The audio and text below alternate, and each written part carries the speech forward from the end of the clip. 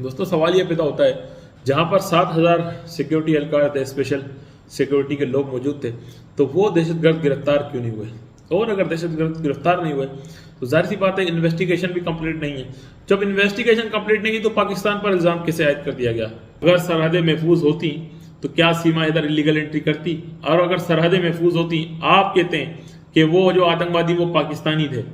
पहली बात तो ये है कि वो पाकिस्तानी नहीं है, और अगर पाकिस्तानी थे तो अगर सरहदें आपकी महफूज होती तो क्या वो आपके बॉर्डर क्रॉस करके आपको उनको दाखिल हो पाते? अस्सलाम वालेकुम दोस्तों, उम्मीद करता हूँ आप सब खैरियत से होंगे और अपनी लाइफ बहुत अच्छे तरीके से एंजॉय करेंगे। मेरी दुआ है कि हमें देखने वाले जहाँ भी रहें खुश रहें, आबाद रहें।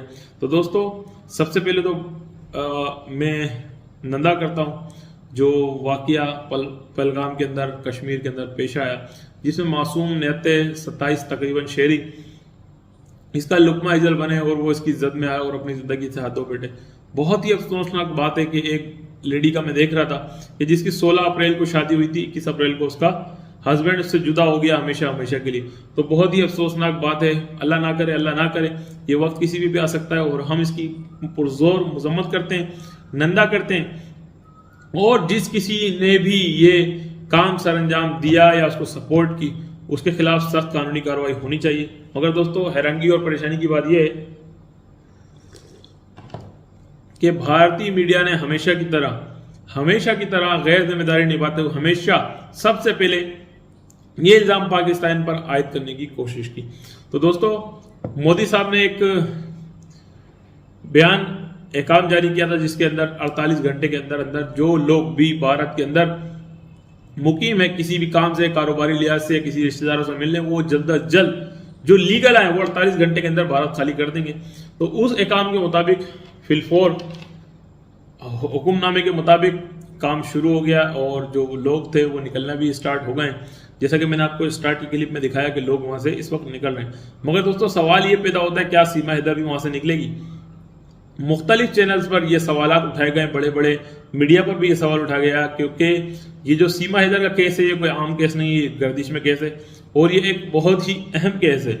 मगर दोस्तों सवाल ये पैदा होता है, इतना बड़ा आतंकी हमला हो गया, सब कुछ हो गया, मोदी साहब ने एहकाम भी जारी कर दिया, जो पाकिस्तानी है उनको जल्द अज जल्द डिपोर्ट कर दिया जाएगा, मगर सीमा के हवाले से अब तक कोई रिपोर्ट नहीं है।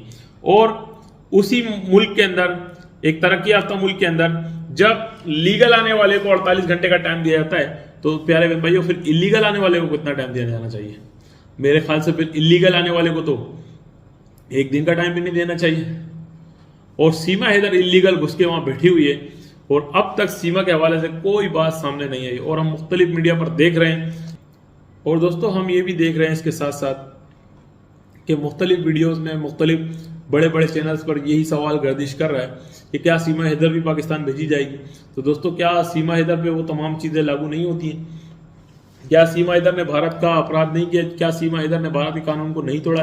क्या सीमा हैदर भारतीय कानून के मुताबिक अपराधी घोषित नहीं होती? बिल्कुल होती है, बिल्कुल होती है। सीमा हैदर भारतीय कानून के मुताबिक अपराधी घोषित होती है, क्योंकि दोस्तों सीमा हैदर ने भारत का कानून तोड़ा।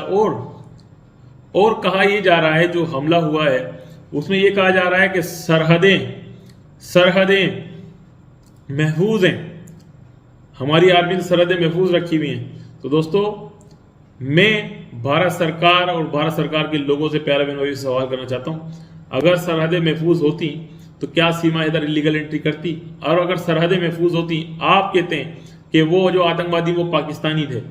पहली बात तो ये है कि वो पाकिस्तानी नहीं है, और अगर पाकिस्तानी थे तो अगर सरहदें आपकी महफूज होती तो क्या वो आपके बॉर्डर क्रॉस करके आपको उनको दाखिल हो पाते? और दोस्तों सबसे पहली बात तो ये है कि ये हमला हुआ कैसे? कहा जाता है कि 4 घंटे उन्होंने खच्चरों पर सवार किया, 4 घंटे बाद वो वहां पहुंचे। तो दोस्तों जिस स्टेट के अंदर या कश्मीर की वादी के अंदर तकरीबन 9 लाख फौजी हैं, इंडियन आर्मी 9 लाख है इस वक्त वहां, ठीक है।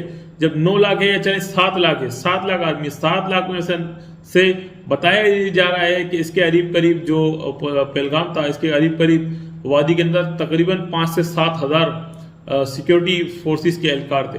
तो मेरा सवाल ये है कि क्या सिक्योरिटी एहलकार जो थे क्या हाथी की कान में घुस के सो रहे थे कि वो एक दहशतगर्द आते हैं, 6 आते हैं, तहकीकात में ये भी पता चल जाता है कि वो 6 हैं, उनके नाम भी जारी हो जाते हैं, बाद में किसी का घर भी गिरा दिया जाता है।